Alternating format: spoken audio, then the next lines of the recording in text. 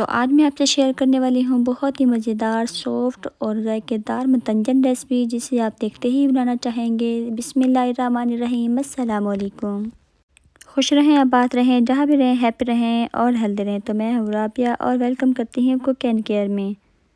तो आज मैं आपको परफेक्ट मतंजन रेसिपी बताऊंगी, जिसमें आपको मैं बताऊंगी कि राइस कौन सा इस्तेमाल करना है और चीनी कितनी यूज़ करनी है आपने मीठे राइस बनाने के लिए। तो सबसे पहले तो हम राइस को बॉईल कर लेंगे।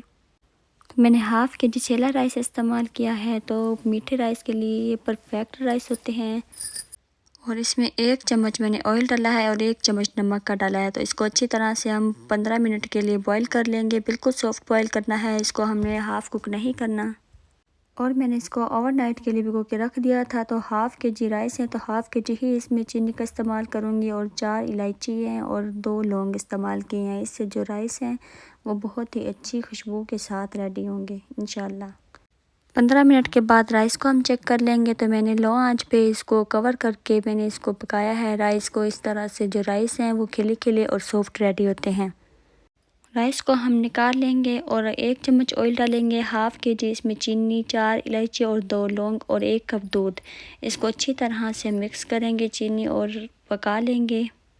मीडियम आंच पे 6 से 7 मिनट के लिए हम इसको कुक करेंगे अच्छी तरह से, जब तक इसका दूध थोड़ा सा ड्राई नहीं हो जाता। जब दूध थोड़ा सा ड्राई होगा तो हम इसमें डाल देंगे बॉयल राइस। बॉयल राइस डालते ही इसमें पानी मज़ीद बढ़ जाएगा। तो हम हाई आंच करके इस राइस के पानी को भी हमने ड्राई करना है। और आपसे छोटी सी रिक्वेस्ट है कि आप मेरी वीडियो को पूरा देखा करें एंड तक, और लाइक किया करें, शेयर किया करें और सब्सक्राइब ज़रूर किया करें, ताकि मैं आपके लिए मज़ीद अच्छी रेसिपीज़ लेकर आऊँ।